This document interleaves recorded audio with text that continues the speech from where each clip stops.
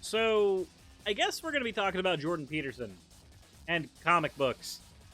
Because if there's one thing I have to appeal to all the time when justifying my personal ideology, it is the world of fiction. Now, this is despite the fact that I am obviously portraying myself as a recently reincarnated slime. Eventually we'll figure out how I died. And despite the fact that I am obviously living in a cartoon office, don't let the aesthetic fool you. It is not necessarily the same thing. But speaking of aesthetics, before we get into the video, we have to get into the fan art section. So this one is from Ivana Dragmeyer. They said they recently tried their hand at alcohol markers after a few years with a Suris playing card design. And I'm going to be honest, I appreciate the lack of the war words on this design. And I also appreciate the utilization of both the male and female versions of my avatar. The male version, obviously, unneckoized, as is historically accurate. And then, next we have one from Imaginary Imp. It's just the Drake meme, but saying ara ara when chat redeems it. No. Saying ara ara when it's written in fan art. Yes. 110%. I agree with this meme. Screw you weird people that make me say those very cursed words. But when it's in fan art, it's a-okay. It's all okay. As always, thank you all for your fan art submissions, and if you want your fan art to be featured in a future video, the best way to do so is by dropping it into the fan art section of the Discord. With that said, Phantom Rem, of course, decided to bring those cursed words to bear. Thank you very much for redeeming your 1,000 channel points for your... You fucking weird person. Alright. Jordan Peterson here to explain to us why women prefer Superman over Clark Kent. Now, I feel like there's a piece of crucial information missing here, and that is that Superman and Clark Kent are the same guy. 100%. They are the same guy. But let's go ahead and continue. Come on, Jordan Peterson. Give us your words of wisdom. Within marriages, if the male takes a status hit, he also takes a attractiveness hit, and it's a severe hit. I've seen this many, many times, and no one will ever talk about it, but it's definitely the case. Here's the best way to understand that bridge. The man takes a status hit. He starts losing respect for himself. His wife starts losing a little bit of respect for him, wondering whether or not that this is going to result in a job down the line, or whether some promise or belief that he has is going to manifest. Yeah, or if she's really the man she thought he was. Wait. This sounds like a whole bunch of random gibberish. Not in the sense that I don't understand the words being said here, but if a man takes a status hit, is it always the case that his partner, now they're saying wife, but I'm going to go ahead and say partner, because not all men date women. Some men are gay. Just throwing that out there for those who might not be aware of that tiny aspect of society. What are we talking about with a status hit? Because if you take a status hit, it could be things like, oh, you were canceled on Twitter.com. That's a status hit. Does that necessarily mean your wife is going to lose respect for you? Not really all the time. Is she going to wonder if you're still the person that they married? The status hit might not be the thing that causes that.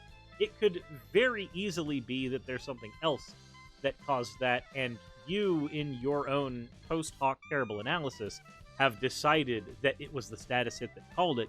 And if only you hadn't taken your hit to your superficial status, then you might not have lost your wife to whatever particular issue you are facing in that moment. But let's go ahead and hear more of the clip itself. Feels that less respect. And a woman, it's almost impossible for a woman to love a man she doesn't respect. Okay, so it is impossible for a woman to love a man that she doesn't respect. I don't agree with that statement. I really don't. In a lot of ways, when it comes to love, in many times we can't even explain why we love the people that we do. And there are other instances as well where there are people who you have a lot of love for, but you've either lost respect for or don't have respect for them at a certain point. In many cases, the love exists as a separate category for those people. To argue that it's impossible or almost impossible for a woman to love someone who they don't respect, I would need hard evidence at that point, and this feels like one of those things that is based more on intuition than anything else. I think it's that the opposite is true too, but maybe within marriages. Wait. He thinks that the opposite is true as well. So we'll play the original. Respect. I think It's impossible for a woman to love a man she doesn't respect, and then Peterson says, I think the opposite is true too. That it's possible for a woman to love. If it's both possible and impossible, then at that point, it's just possible.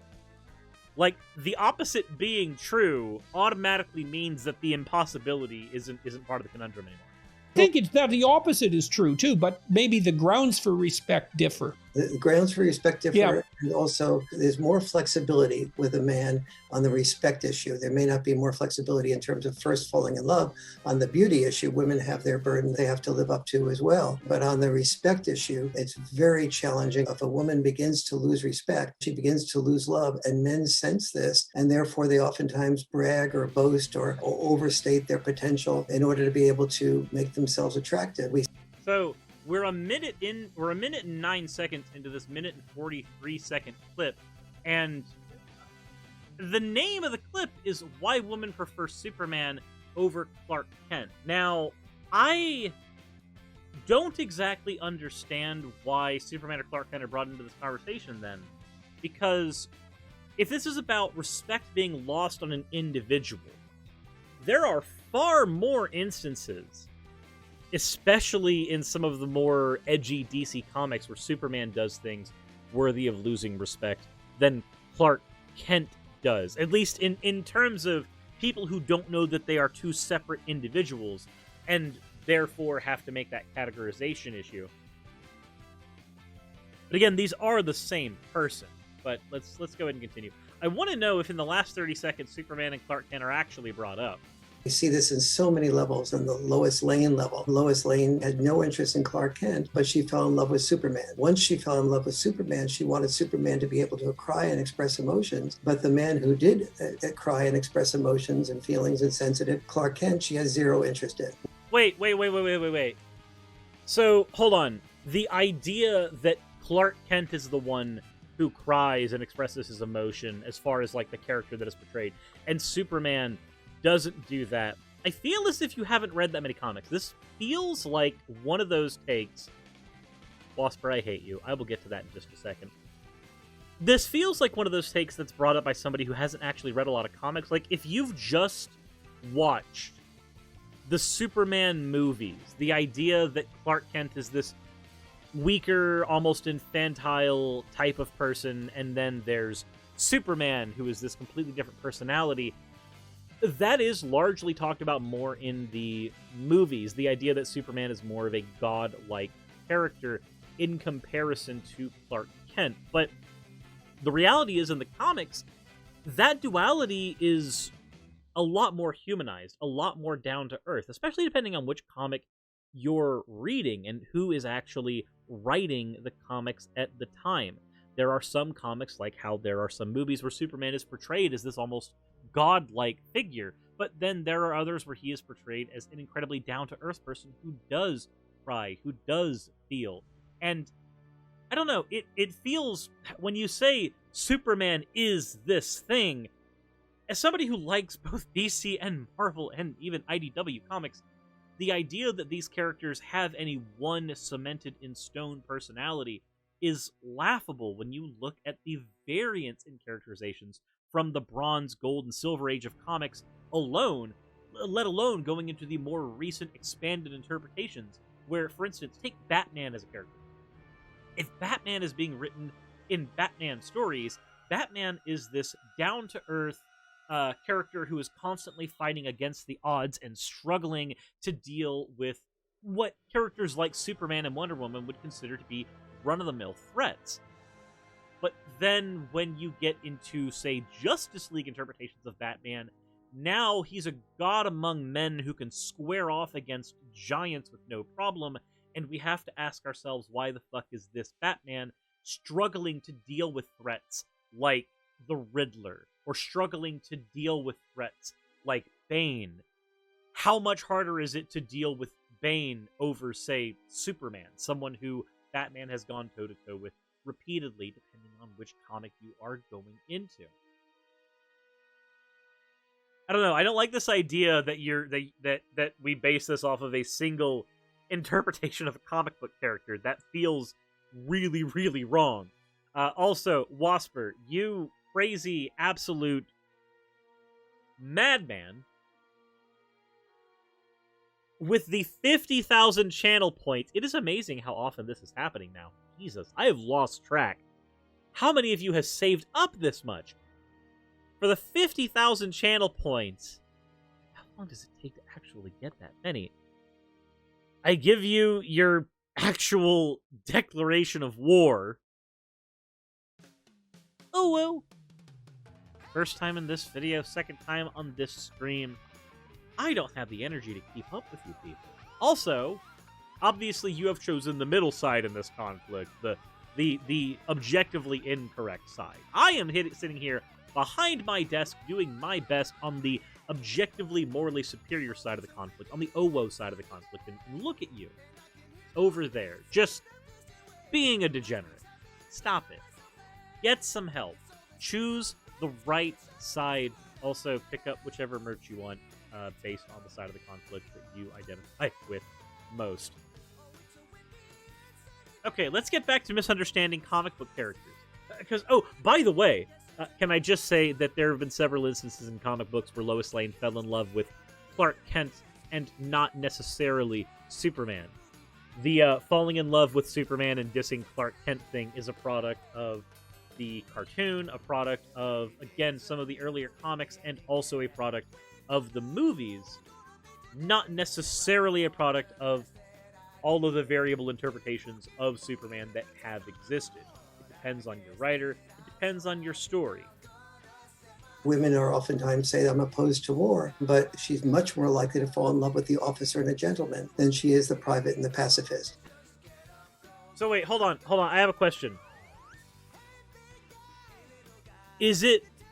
Because this feels weird. This feels weird. I think this is the end. Yeah, this is the end of the segment. And if someone wants to get on to me for only responding to a segment, remember, this is a segment that was clipped by Jordan Peterson, who he put it up on his Twitter to be listened to in and of itself on its own. So, and it was edited for that. Anywho, so hold on. A woman is more likely to fall in love with an officer and a warmonger than a private and a pacifist. Well, there's a thing here, though. What if the private is the warmonger and the officer is the pacifist? It is very, very, like, if you've been in the military, and I've lived in a military family my entire life, there are people in the military who go in and they are pacifists, but they view the military as it exists, at least in the United States, as the quickest path to peace. They want an end to violence, but they recognize the necessity of it. So they end up taking non-violent positions in the military and move up in ranks and become officers that way.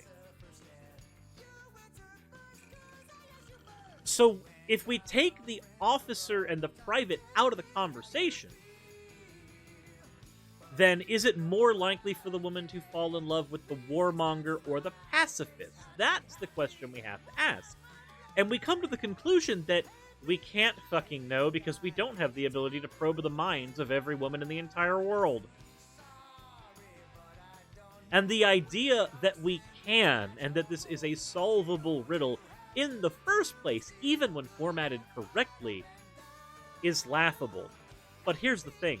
there are people that will latch on to this ideology, hook, line, and sinker, that there is a breed of man that is more or less likely to gain all the chicks in the world, despite the fact that there's a large variance of women, or, again, anyone else in the world who could date them. The world is a big place. The idea that this mentality here, it feels like the incel mentality. Replace Superman with Chad. Replace Clark Kent with the Virgin. And this is just the Chad versus the Virgin, which is literally like the most memeable thing, but also pretty much the poster child for incel ideology. The idea that there is this Superman that you have to aspire to be for people to be attracted to you. It just... Let me put it this way. I am an ugly motherfucker. I am not the best looking, and not even the most well-spoken, not the greatest person in the world. I have serious self-confidence issues.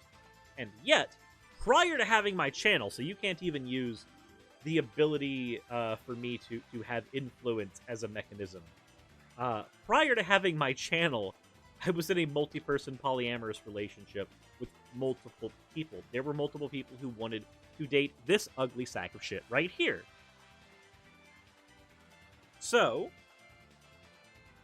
if there are several people who could be used as evidence against this, we don't come to the conclusion that the ideology is wrong. Because we can't do that. Because, like with the previous episode that we went into when we were talking about... Also, how's it going, Razaswart? Like in the previous episode when we were talking about how you personally, as an anecdote, do not exist as an example of why the statistics are wrong. In this particular case, my existence does not prove that their statements are wrong. Their statements aren't even wrong. Now, what does that mean? Well, if you've ever gone into a college classroom, the term "not even wrong" means that what you have said is so categorically distant from the conversation, the idea that it could be right or wrong is baffling. For you to be right or wrong, you need to be responding to the same question as the rest of the class. And where Jordan Peterson and his guests are concerned here, I don't think that they are wrong. But I also don't think that they're right. I think that the conundrum they are attempting to approach is one that cannot be measured because of the vast amount of variance within the human population.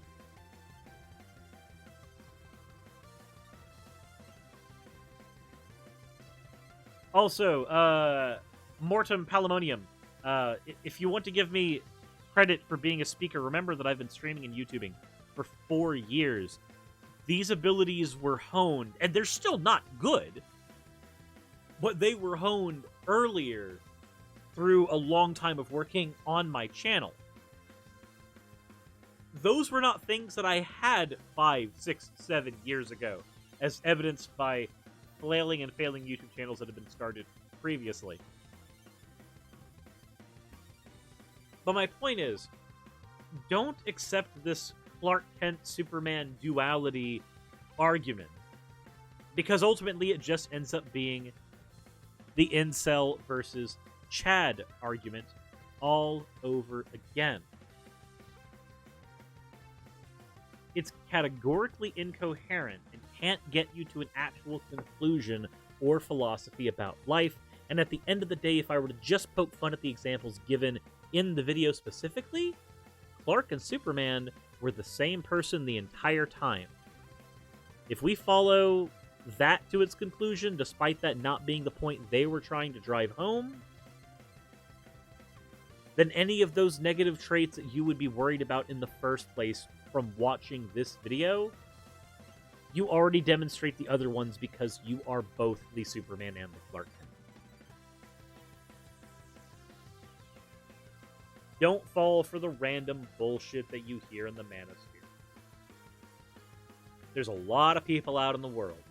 The idea that all women want this or all women like this is incoherent, and it is only based on individual intuition.